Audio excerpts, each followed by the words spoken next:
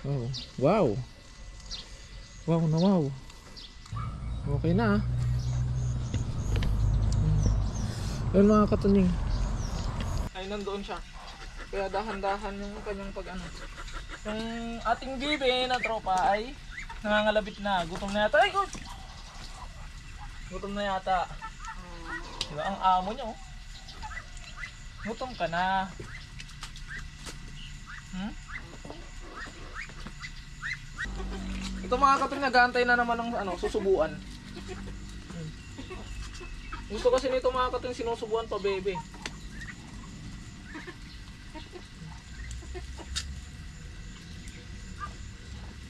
Ayun yung kumain dun sa kainan nila. Gusto niya galing sa palad natin. At ito naman yung naharvest nating talong mga katunying. Bali ang naharvest natin ngayong araw ay kamatis.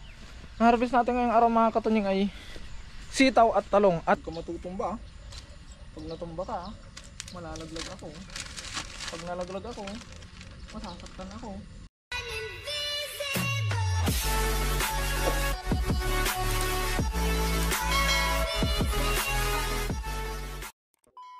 What is up mga katunying? Magandang umaga sa ating lahat. At syempre welcome back sa ating YouTube channel. Kung ilan pala kayo napadpad sa aking YouTube channel mga katunying, ay inaanyayan ko kayong subscribe at i-click ang notification bell para ma-update kayo sa masusunod pa nating video. Syempre mga katunying, another day, another vlog. At nandito na naman tayo sa ating mini garden upang gawin ang ating daily routine.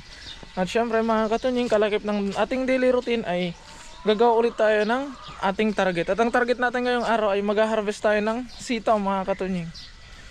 Bali, yan na sila oh. Yan, oh. Yan na yung ating mga alagang bibe. Yan. Doon yung mga manok. Tapos mag-harvest tayo ng talong at sitaw mga katunying. So ito yung talong. Yan. Harvestin natin yung mga malalaki. Ay, nahulog na naman to. Harvestin natin yung mga malalaki. And then sa sitaw mga katunying. Tapos pag may oras tayo ay magbabalo tayo ng mangga. Pero titignan natin yung ating ampalaya. Malaki na yung ano ng ampalaya natin. Yun oh. Oh, wow. Wow na wow.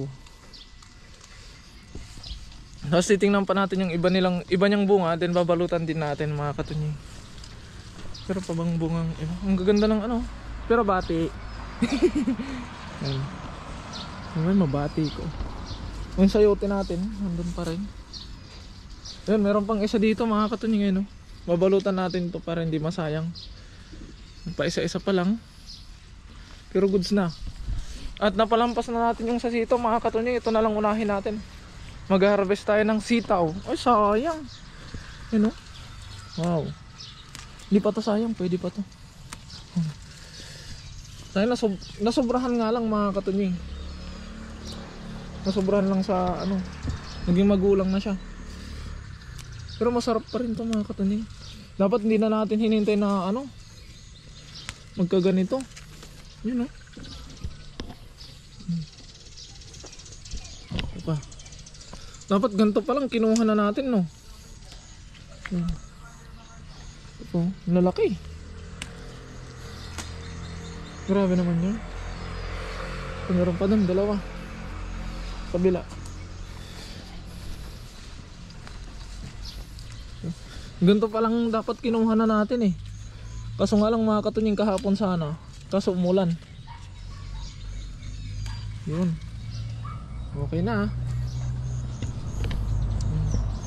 Yun mga katunying. Isang ulaman na to. Yung ating na-harvest na sitaw mga katunying ang hahaba. Ayun oh.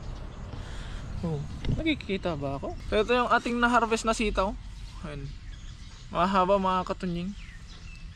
Ngayon naman ay at saka wala siyang ano mga katunying, fairness ha. Walang yung bukbuk ba? Yung butas. Ganon. Tapos mag-harvest din tayo ng talong. Ayun, malalaki na to mga katunying. Kailangan nating balutan tong mga to kasi nabubukbuk siya. Ayun. Itong mga to, babalutan natin yan ngayon. At sana ay huwag umulan. Siyempre pag nag-harvest tayo ng sitaw, meron tong sahog na talong. Siyempre mga katunying. Pero bago tayo mag-harvest ng talong ay anuin muna natin yung ating mga alaga, pakainin muna natin kasi hindi na sila mapakali.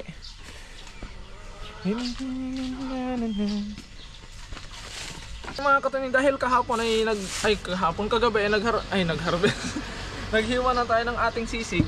Ito na siya, you know. Lalagyan na lang natin siya ng kanin dahil meron tayong kanin ngayon galing sa factory. Ayan.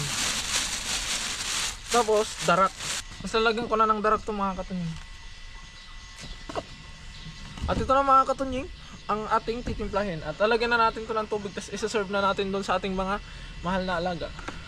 Nagkulang ba ako sa iyo?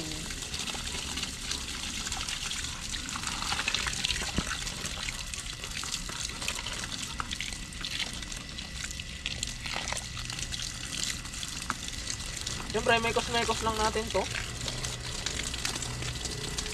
Nabasa yung tubig. Imikos-mikos natin maigi. Ang tubig kulang.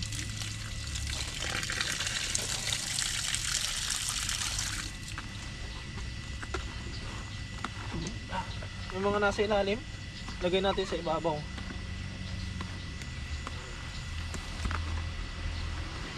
Pala tuloy. Para ano, talagang maghalo. Okay na yung ginagawa natin mga katunying, nasa gabi tayo naghihiwa ng sisig para hindi na tayo ganong matagalan sa umaga. At magagawa pa tayo ng ibang gawain.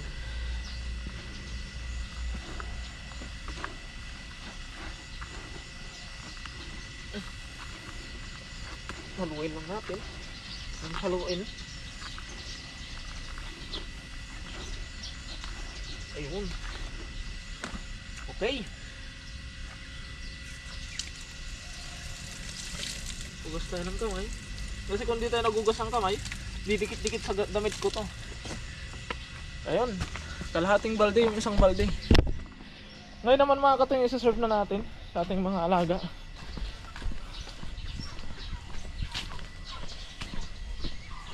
Pero daanan muna natin to para pakainin sila.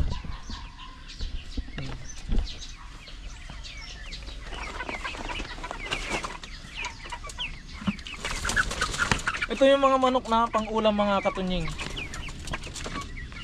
Binubukod natin yung pang-ulam sa alaga natin na ano, yung talagang alaga natin.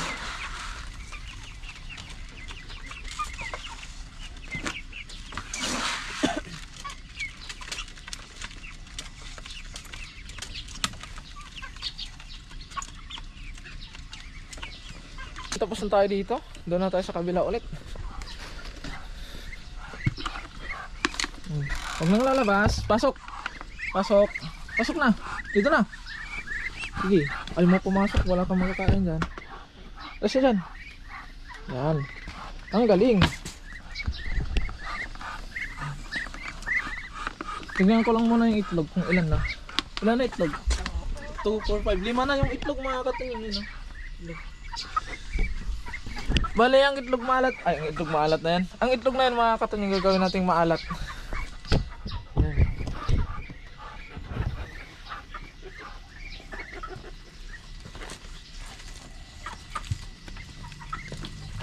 Bale, itong ano mga katunying, liguan nila ay kailangan itong hukayan doon sa kabila para dito kasi yung doon sa kabila mga katunying ay meron siyang ano, meron siyang yung kanal, may kanal doon papunta doon, ka kailangan kong kailangan ko nang hukayan ng konti para itong tubig na ano ay lumabas doon. Kukunin ko na yung pala mga katunying. Yun, huhukayan ko muna mga katunying yung ano para lumabas yung tubig. Kasi meron dito sa likod nito mga katunying ay merong kanal.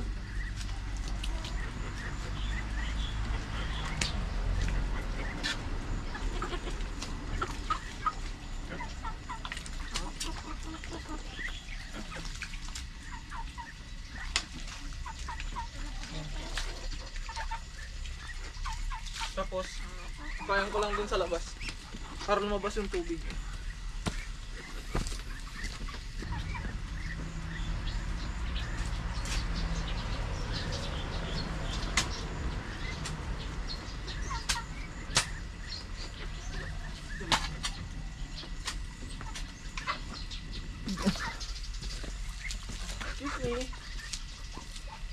Thank you.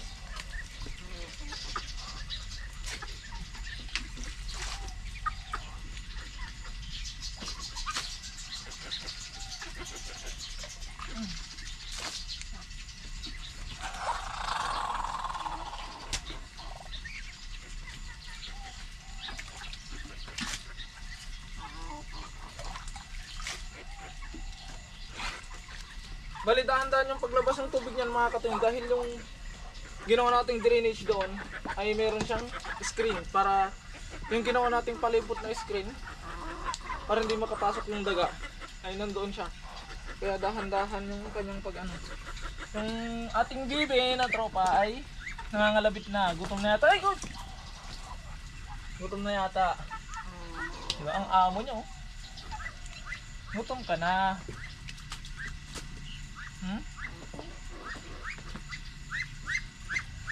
Papakainin na natin sila mga katunying. Hugasan muna natin yung kanila mga kainin.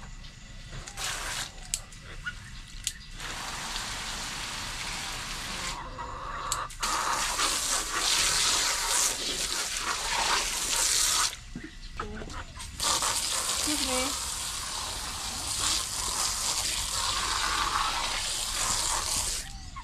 Yukot. Excuse.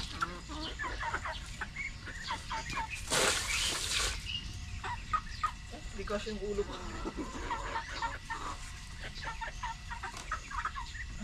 Daan.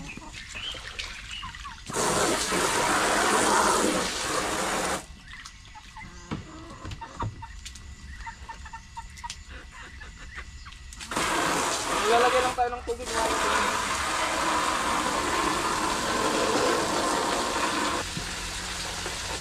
Kabila. Ay! Naisip ko mga katunying, ano kaya kung dito ko na ilagay yung pagkain nila kasi kapag dito natatapon siya. Kaya ilalagay ko na lang dito mga katunying. Ito na lang gagawin natin tubigan para hindi nila lang yan.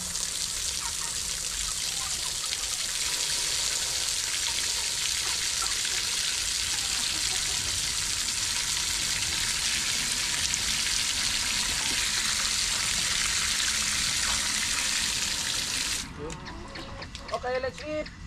Ikot. Doon muna sa manok. Saglit lang.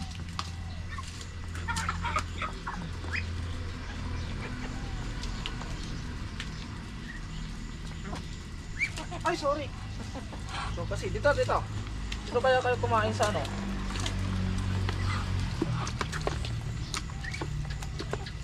Tapos dagdagan natin ng tubig mga katunying para sa pato dahil napapansin ko sa kanila ay halos din nila malunok.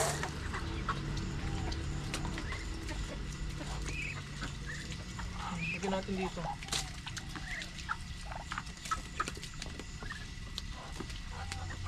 Dito ka. Ay, sorry. Dahan-dahan ka lang ah.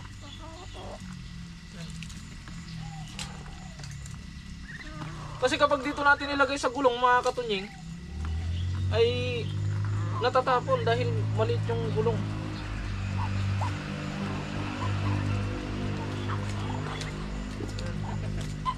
Dito ka. Doon. Ayan. Nice. Ito naman tayo.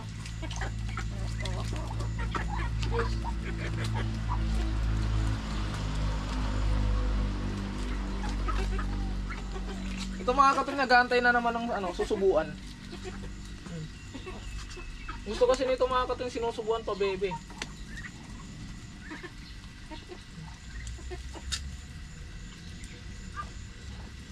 Ayun yung kumain dun sa kainan nila. Gusto niya galing sa palad natin.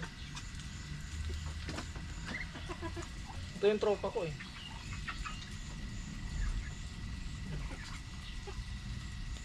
Inom ka muna ng tubig. Lalagyan mo na ako dito sa pagla.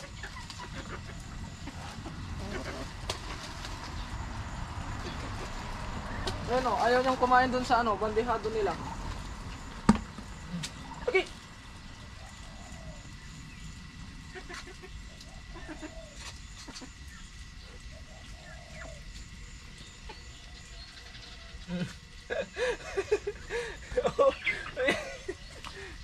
tilungunan.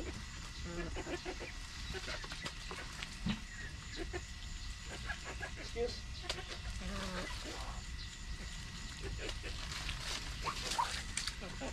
Sa totoo lang mga katunying, kapag nag-uulam kami ng manok na galing dito sa ating mini farm, mini garden, ay hindi po ako nagkakatay si Dea dahil kapag ako kasi mga katunying, para akong naaawa dun sa alaga kong manok.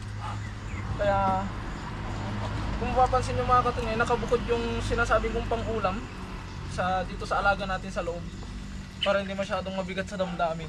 Dahil dito sa loob mga katunying, parang dito na kasi ako nalilibang talaga, pero yung dun sa labas kasi parang papakainin ko lang sila ganun. Eh dito parang nakakahalubilo ko sila dito sa loob. Kaya medyo parang kapag magkakatay na, para ako naawa sa kakatayin. Inugasan na natin ito mga katunying.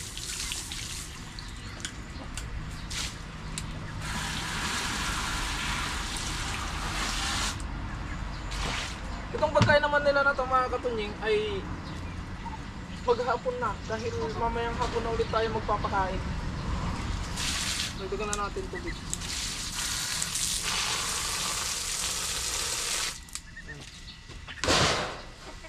Titignan natin kung itong nilagay natin dito sa bandehado na to ay success, kung kakainin nila lahat. Kasi yung dito mga katunying maraming natatapon, hindi nila kinakain kapag nasa lupa na. Sa mga katunying, tingnan natin mamayang hapon. Pero ngayon ay inisa muna natin to. Tapos gawin na natin yung ating daily task. Yun ay ang mag-harvest ng talong at magbabalot ng mangga. Let's go! Ilan lang yung ma-harvest natin, kunin lang natin yung malalaki. Tsaka yung sumasahid sa lupa. Tulad dito. Bang! You know? Nagkulang ba ako?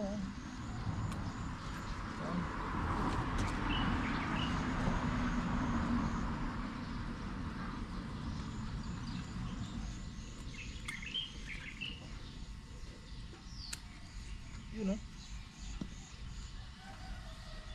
Tapos sitaw. Wow, sarap. Yan. Meron pa ba?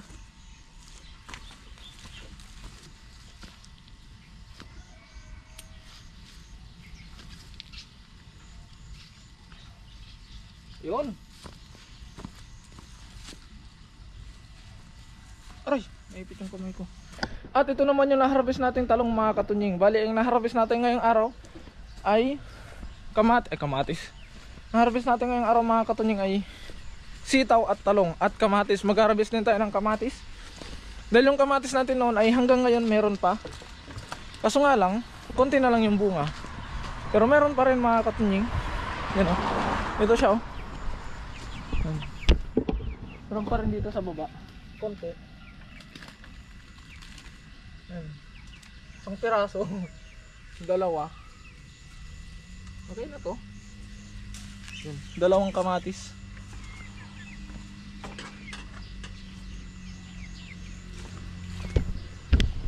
At yun mga katunying, ito na yung ating na-harvest na kamatis, talong at sitaw. Wait lang, papakita natin sa inyo. Ito yung ating sitaw at talong. Ito yung talong natin mga katunying. Baka matudok yung matak kayo. Ito mga katunying ating na-harvest, sitaw, talong at may 2 pirasong kamatis. Ngayon naman mga katunying, proceed tayo dun sa ating mission na magbabalot tayo ng mangga. Kukunin ko lang yung pambalot mga katunying. Dahil ito yung plano na naudlot kahapon, itutuloy natin ngayon. Dahil marami ng mangga na malalaki at kailangan na nating balutan. Tat. Tsaka yung ampalaya mga katunying, babalutan natin. May mga nahulog na pang balot dahil siguro sa ulan. Ilalagay ulit natin. Nilipat ko lang yung tubig.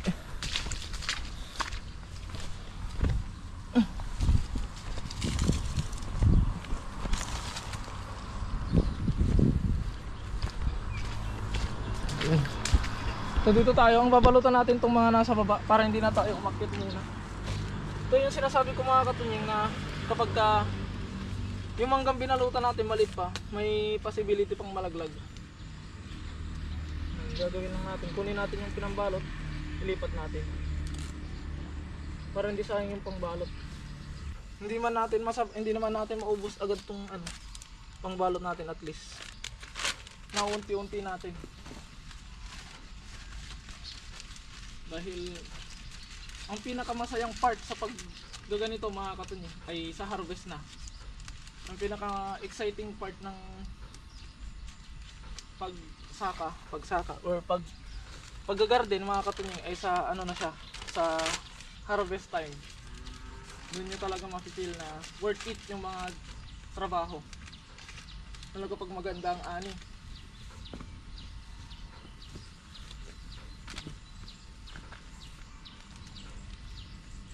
Ikot.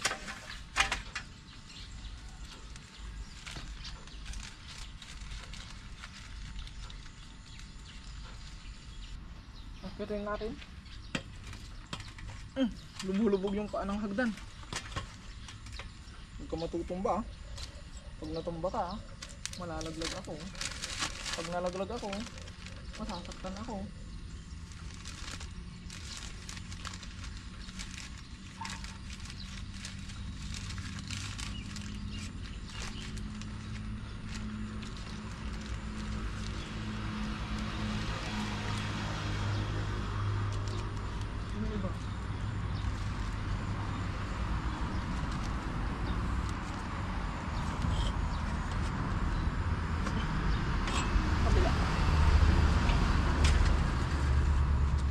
Kaya okay na muna itong nagawa natin mga katunying.